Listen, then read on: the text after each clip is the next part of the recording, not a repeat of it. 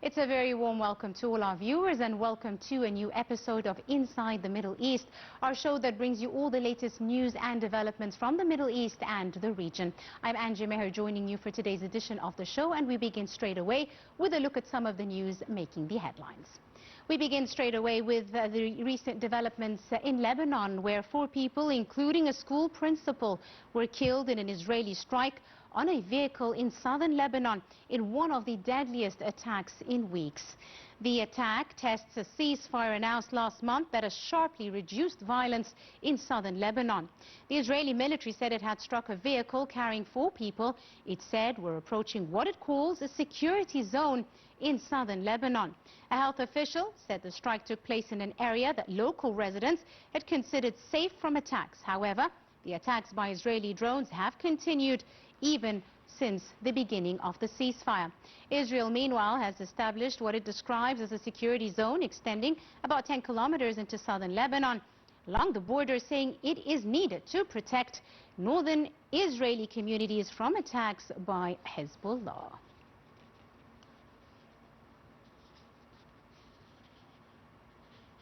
And still with our news, explosions rocked Damascus Tuesday as the French President Emmanuel Macron met with his Syrian counterpart in a landmark visit.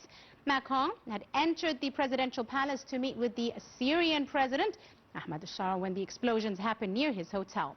The French president's office said he was safe and his visit to Syria is still continuing. The French President Emmanuel Macron had landed in Syria Monday in the first visit to Damascus by European Union head of state since rebels toppled Bashar al-Assad in 2024. Macron will hold a working dinner before further meetings on Tuesday.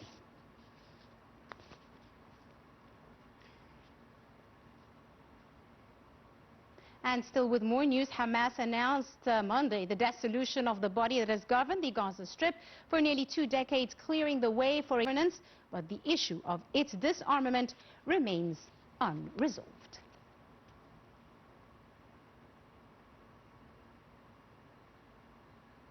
We take a short break and we'll be back to begin further in-depth discussions on today's topic and the recent developments with the Hamas file. Do stay tuned. Hamas announced Monday the dissolution of the body that has governed the Gaza Strip. The NCAG said it was ready to govern Gaza. Hamas and other Palestinian factions have held talks in Cairo with mediators to narrow differences, particularly over the second phase of the Gaza ceasefire. The second phase, which was to involve Hamas's disarmament and gradually withdrawal of Israel's forces from Gaza, has been stalled for months. Israeli forces have actually expanded their presence in Gaza in recent months, taking control of nearly 70% of territory. Meanwhile, the violence continues in Gaza despite the ceasefire.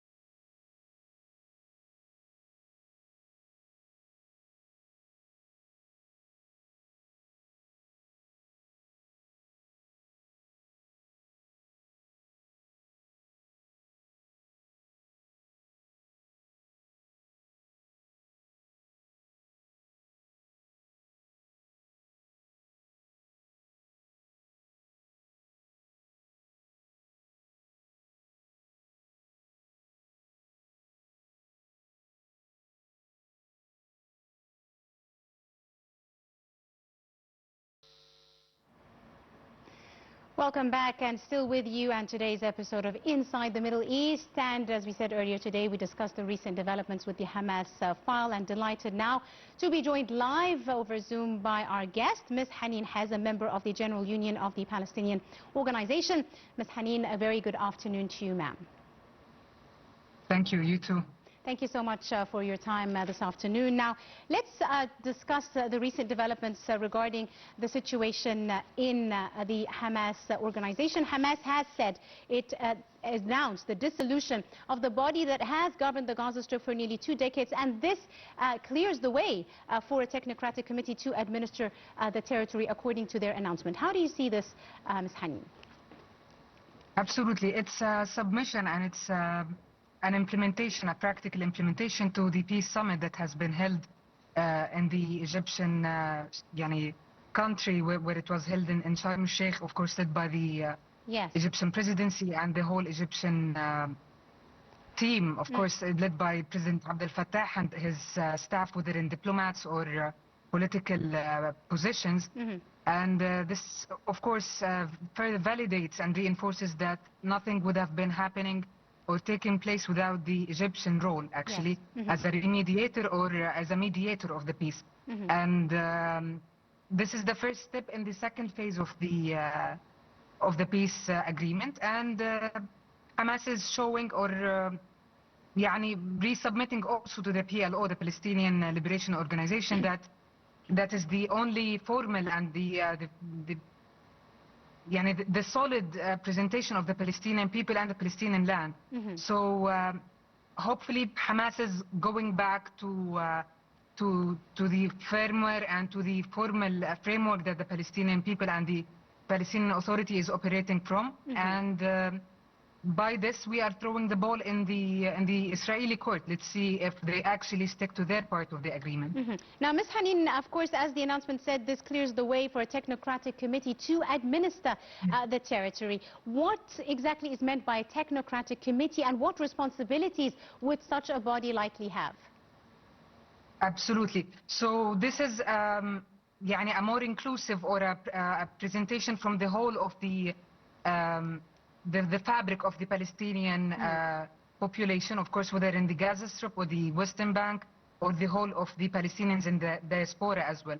So the technocratic presence or technocratic government would mean that it's not just for a certain faction to represent the people in the Gaza, but the Gaza Strip, of course, but for different armies and different backgrounds to represent the Palestinian people and to take part, allowing for academics, allowing for people with backgrounds in the... Yes.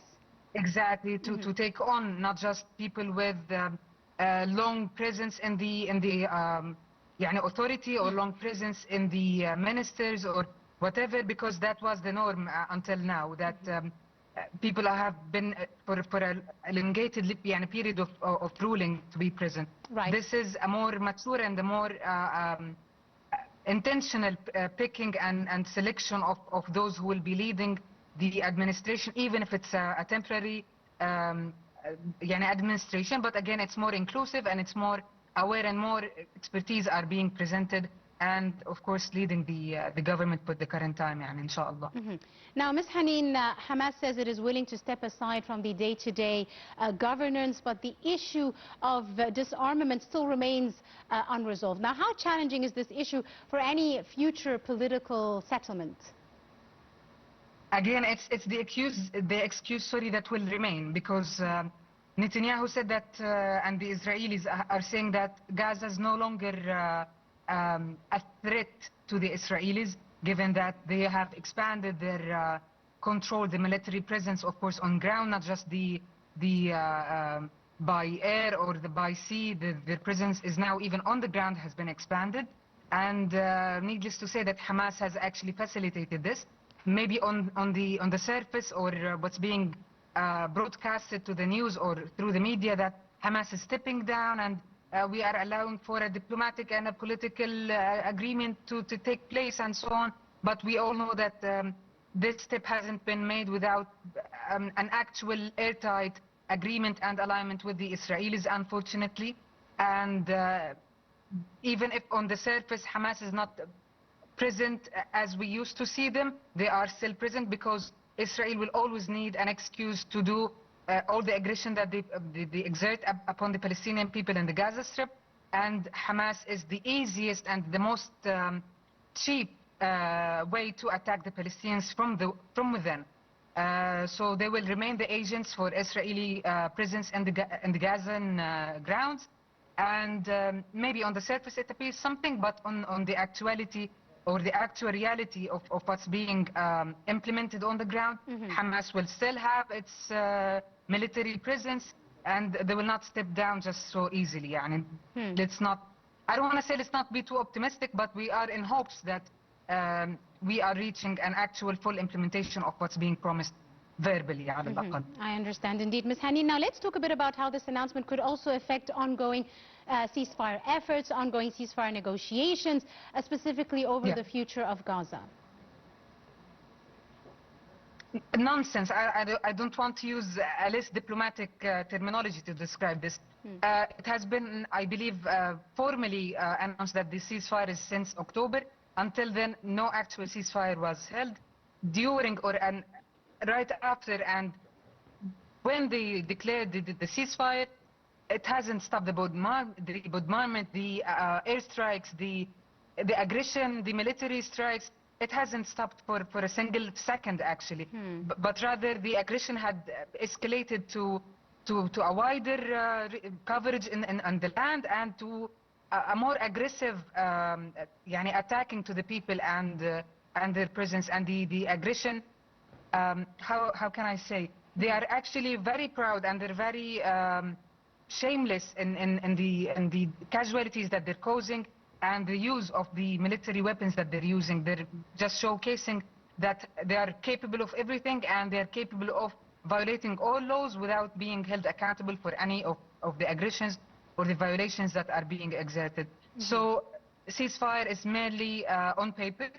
It's merely broadcasted and propaganda in the media, but in actual reality, it's not implemented, but rather they always find an excuse to exert even further violations and more aggression towards the Palestinian people, who are all civilians, by the way. Yes. We have factions, we have some armed resistance, but again, it's civilians versus very heavy material, very heavy military presence on the other side, with very heavy support from whether the US or the other allies that are supporting Israel, whether financially or giving them the coverage that they need in the international presence, and excuses, whether in terms of the injustice or in the courts or in the violations that they commit, covering up Netanyahu and his war crimes.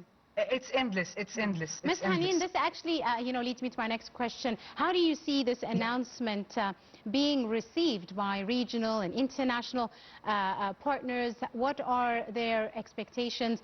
What are their reactions, especially with the conditions now that might influence external parties, also working towards placing a new government to lead the country? Yeah, the public opinion is very fed up and they're very furious with the leadership or the governments and their take on the never-ending aggression of aggression is again a very light and very diplomatic use of and description of what Israel has been exerting and expressing against the Palestinian people. The people are fed up, the governments are fed up, but again everyone is trying to withhold and stand trying to implement their plans and their personal agendas and their personal benefits. We are seeing some shifts in the directions. Europeans are not anymore buying the Israeli or the American support to the Israelis and all the aggression that's being exerted.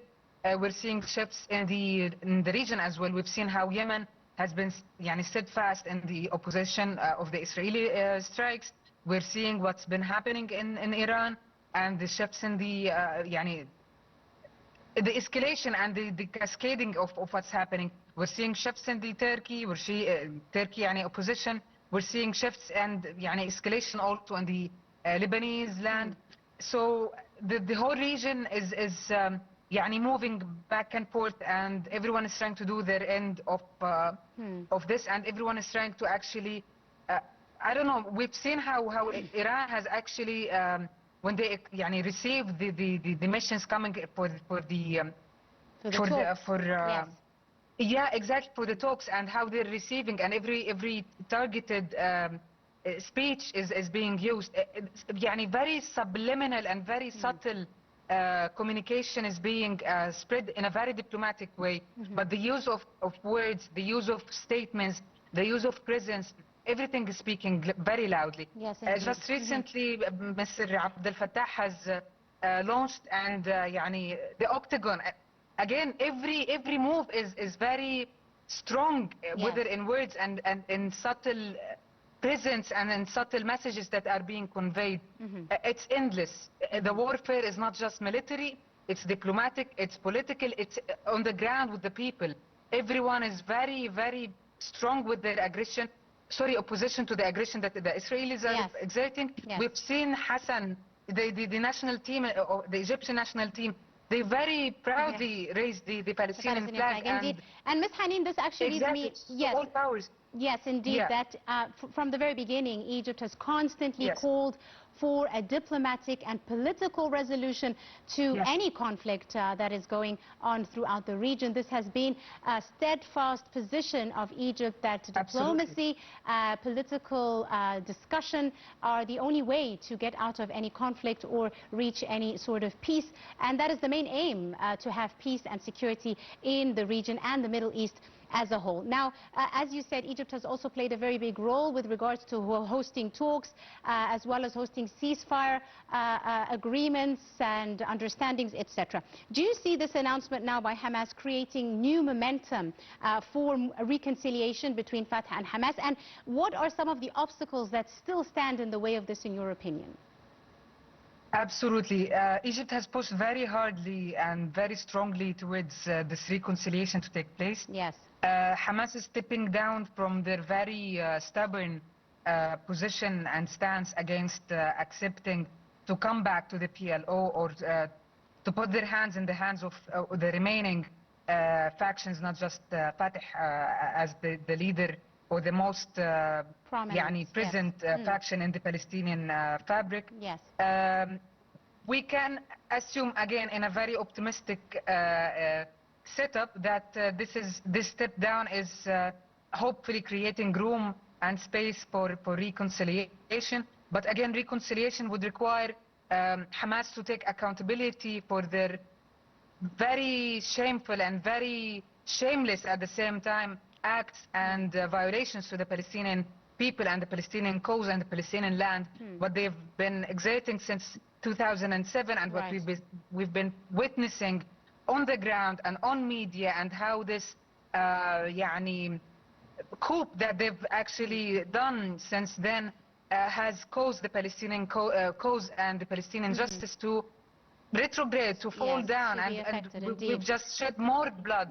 Exactly. They've caused people so much, actually, to just be buried or to be water under the bridge.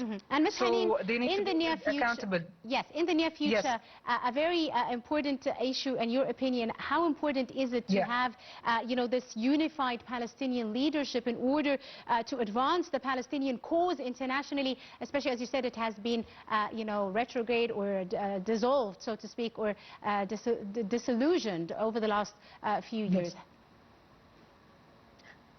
Well, they do need to step back and to reconcile and to be held accountable for everything they've done, and to embrace what we've been calling for, to be all working and performing under the PLO and the Palestinian Authority as a single formal presentation of the Palestinian people and the Palestinian land. The Palestinian Authority had worked very hardly to gain recognition and acknowledgement from the international presence to be resonated or to be dealt with as a Palestinian state. The statehood has caused us so much, so we cannot actually jeopardize this just to gain or to benefit our own agenda.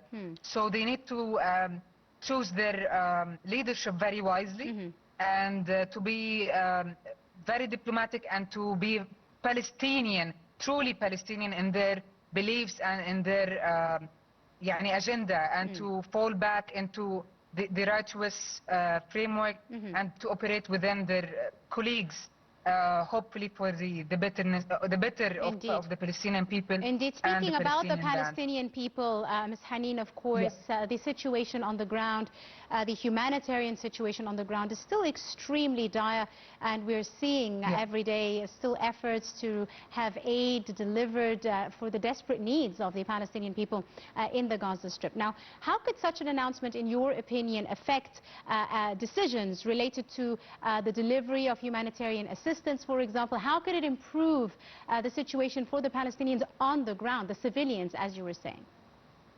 Absolutely. By the least, it would eliminate the excuses that the Israelis are using to prolong or to to add more steps of security checks, investigations, and inspections that they carry out for all the aid missions or the convoys that are released or trying to enter through the Egyptian effort. Hamas, unfortunately, even if this has not been formally disseminated or circulated in the media, but Hamas used to actually capture such aid and store it and sell it to the Palestinian people in the Gaza Strip, which is very shameful. And but anyways, this is their method to generate revenue for their own people and for own benefits. So hopefully by this we will eliminate this waste or this leakage in the resources, and we will eliminate the steps or the time being taken for such aid vessels or such aid convoys to actually reach the Palestinian people who are in desperate need of such aid, and eliminating, of course, the causes or the excuses that the Israelis are using to hold such.